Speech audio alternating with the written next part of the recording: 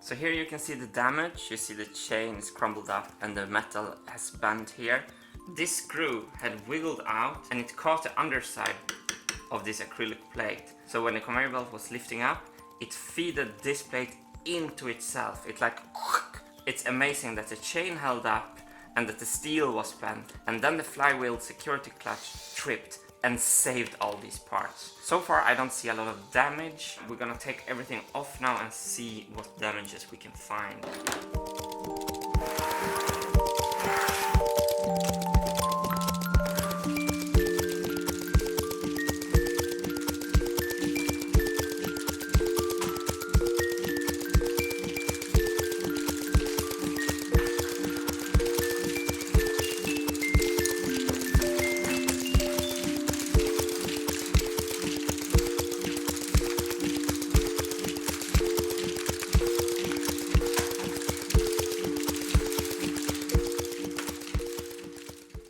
Issue number 63 in the issues list is about that we only had these two screws to secure the conveyor belt, and now I'm gonna do it much neater by countersinking and using 3 screws on each side. Let's make this proper. I managed to break a spot weld here. This was a way too tiny spot weld, so now I have another issue to secure these welds a little bit better. By the way, look what I found. This Altoni was here. Haha! Don't tell me it was 2018. Don't tell me it was 2018. Oh, sunken cost fallacy.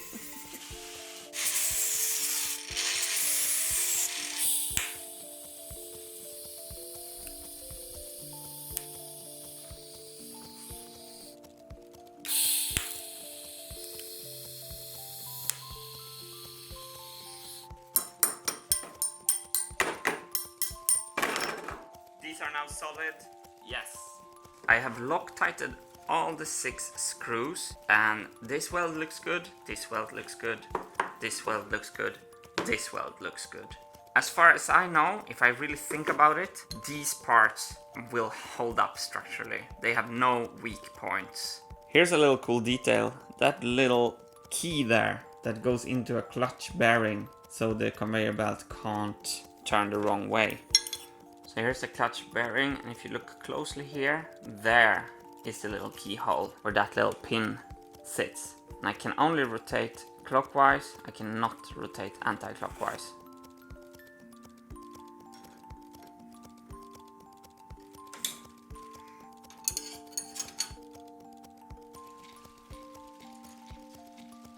Now I'm very curious to see if the belt is moving. And what other damages we will discover. Piston number 1.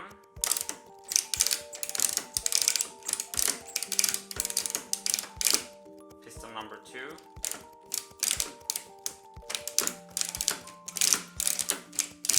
Wow, that's a great thing. I'm so amazed how well this held up in the damage. Belt tension is bad. Here's the broken shuttle. I think I might have a spare shuttle somewhere hidden down deep in my dungeons. Hashtag clutchest maker ever born.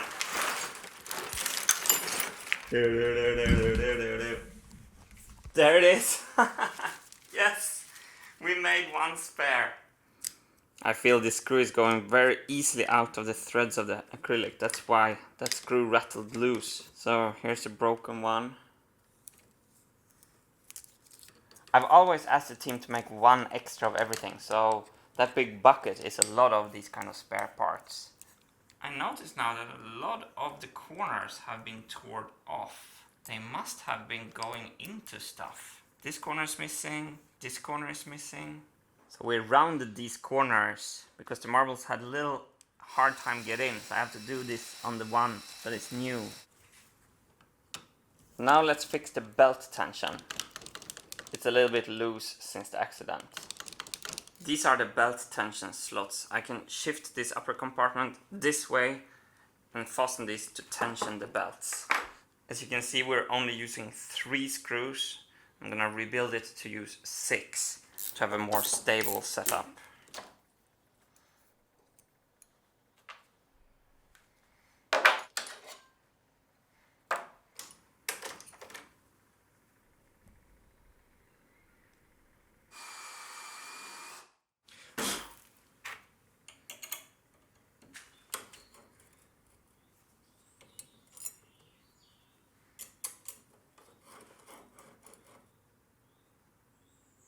I want to threadlock my heart after this. World tour, world tour.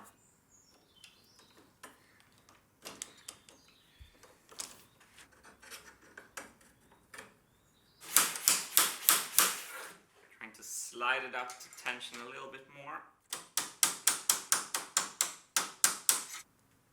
Perfect.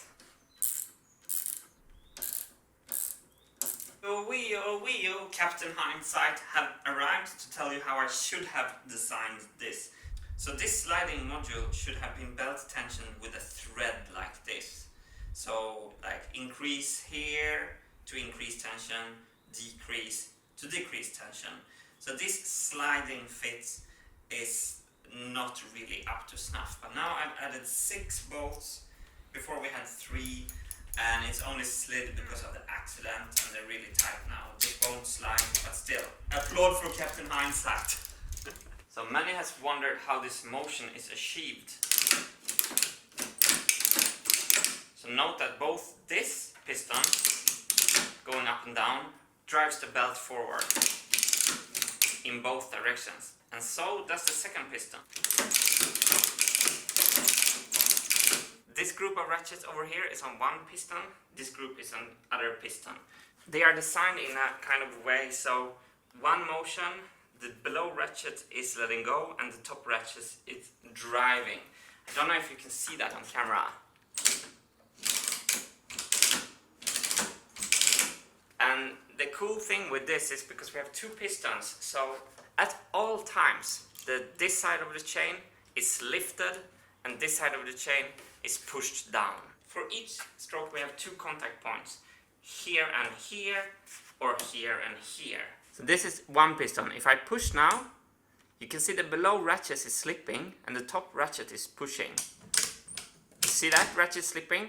And now when I pull, the low ratchet will engage and the top ratchet is slipping. I designed this myself, and yeah, I think it's really elegant actually. I'm ready to start with the most important thing. I'm gonna Loctite all of these screws. This was the reason why the accident happened. One of the screws had wiggled out. I made a Loctite test a while back and this really works. So now I just need to Loctite all of them.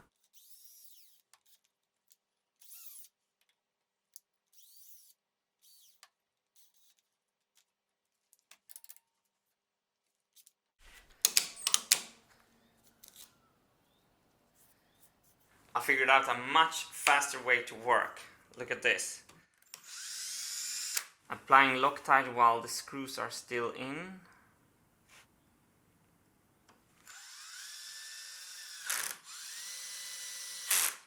Wipe off the excess. Move this 3 steps. And start on the next group. This is now ready. We're in a better shape than ever with the conveyor. Now I'm going to Loctite everything, because now I have easy access. Here's even a screw missing, I'm gonna fill that. Here's screws missing, 1, 2, 3, 4 screws are missing here. So I'm gonna take care of all this.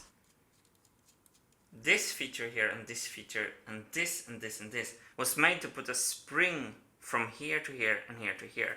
I was sure that the spring here would help with the gravity and make the lifting of the marbles easier. Alex CNC and me, we had a long quarrel about this. He said that the force you need to expand the spring on this side will just even out the force that the spring can pull this up against gravity. And I couldn't get my head around it. In the end, I realized that he's completely right, of course. I think I tried to create energy from nothing. So now, Alex, you were right. I'm going to remove all these features. Pain is temporary, but glory is forever, and I learned something. Angle grinder time.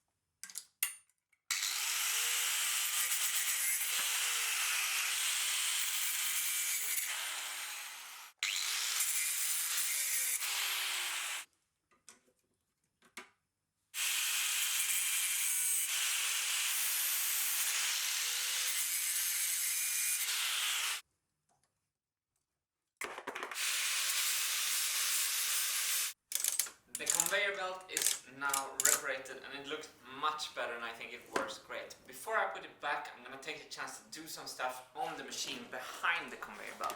So first of all, I need to countersink this hole up here. This has been loose, so this needs to get a nice flathead bolt. Next thing is this marble protection lane here that protect marbles from escaping when they're going into the demag wheel here. So I need to put the demag wheel on temporarily and measure, make a template. I want this marble protector thing to be in plywood. I don't want the marbles to be onto steel because they're slightly magnetic here.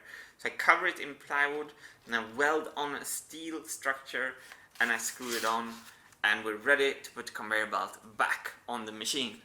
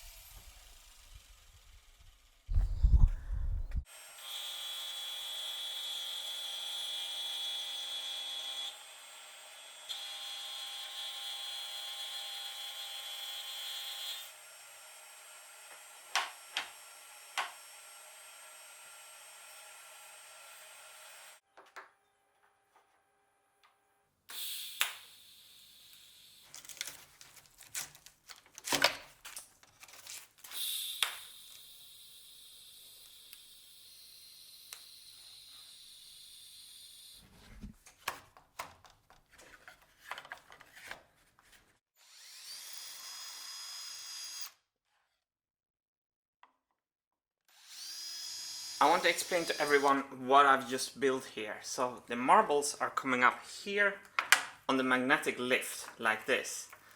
Up here, the marbles are being pushed out into the demag wheel. And sometimes when there's been a lot of pressure here to push into this pipe, marbles has escaped right here. This whole surface here is going to be covered by the conveyor belt. You're hardly going to notice this part. So this was a constant problem, especially when there was a lot of marbles coming fast. I had marbles jumping out of here, sometimes marbles getting stuck in the gears, sometimes marbles getting stuck on the magnets, and this has just been a little simple fix that will improve reliability of this marble lift a lot. Very happy with this. So now we have countersunk this, which means that this is flat, and we fix this. We can actually take the freshly renovated conveyor belt and put it back on. This feels very, very good. Whew.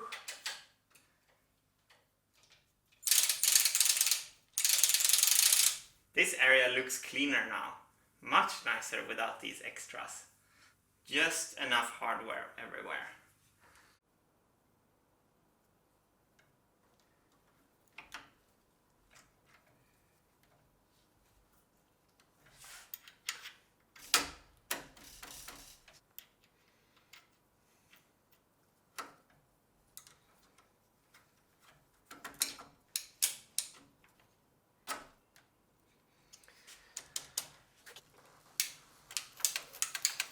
Oh, it looks good.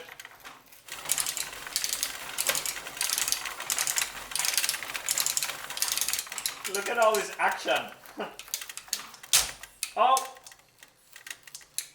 What was that sound? The chain tension is too slack, so in the back here there's a ledge where these can catch on. See if I can provoke it. There. So here it's now stuck. That was what's causing the huge bump. So I'm going to take it off, put it back on the table and do it properly. World Tour safe. So this is the back side and here is the issue. So on this metal ledge here, when the tension is not perfect, these shuttles can come there and very easily get caught up on this ledge. I'm gonna make this less flimsy by welding on some nice material.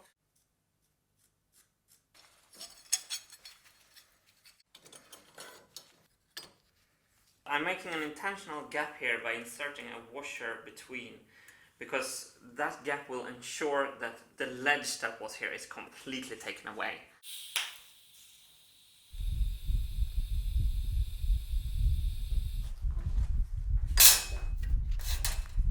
One, two, three extra supports to make this sturdier. It will not bend and flex, and the shuttles are being pushed down so they can't catch this ledge here. I wasn't planning to do this, but I'm adding an extra shield up here which will keep the chain from contact with this ledge inside. I'm angling this metal part like this so there's no ledge for the chain to get stuck on. So this is redundancy. I'm really trying to think of all edge cases. The chain will never reach there, but in theory it can reach, which means that I should do something about this. When I weld this part on, it can't reach even in theory. So this angled guiding surface is not even touched. If they would for some strange reason touch it, they will be guided correctly and not get stuck up here and not down here. Nice! Next step is to solve permanently the belt tensioning. So here we have a friction fit for the chain tensioning. I'm going to solve this now permanently. See the slack here?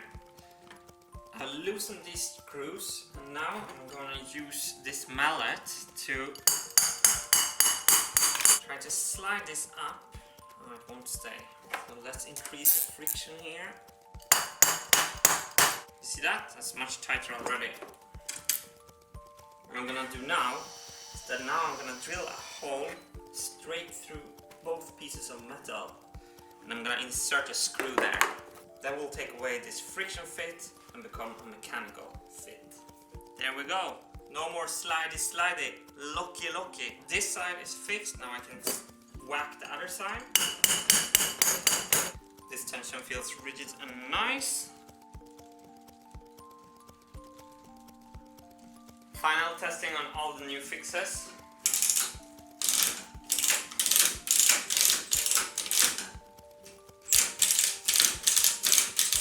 Doesn't get stuck anywhere, it's behaving very predictably. I'm very happy by this. Let's put it on the machine again.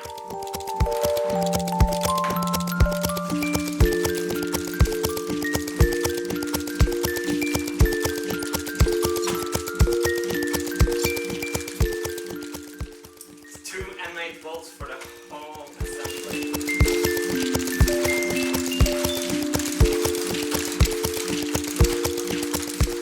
Second test.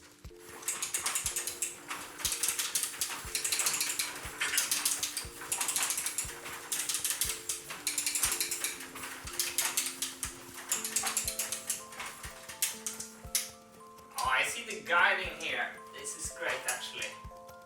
This is actually great. I love the cleaner look here. I love knowing the chain can't hook up to anything it shouldn't.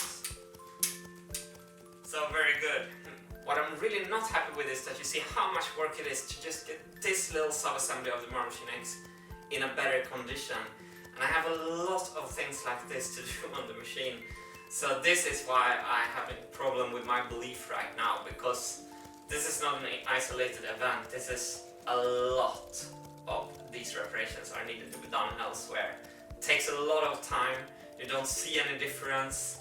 It's just basically getting things to work, because it's designed by an amateur mechanical designer and it has more parts than a car, so I thought I could fix this reparation much faster. It took me quite some time to go through all these tasks, but anyway, I think I did it thoroughly, so hopefully I don't have to revisit this soon. Famous last words. Oh, and here comes my payment, the best moment of all, when I can change colors on some issues. So check these out. We have conveyor belt damaged. I can make that one green and I can strike through it. Yes! Piston spring features, they're gone. Conveyor belt screws missing, I'll fix that. Conveyor belt parts sticking out. I fixed that with a lot of Loctite. Strike through and green. Let's head over to the task list. Task 21, conveyor belt reparation, is now done. And I know I can do conditional formatting to have the background color change by itself. Woohoo! I think I'm gonna go on issue number 10, MMX is dirty. It would be nice to just clean it. So that's going to be pink, meaning I'm working on that right now. Let's clean the Marble Machine X up, just to prepare it for all the other issues.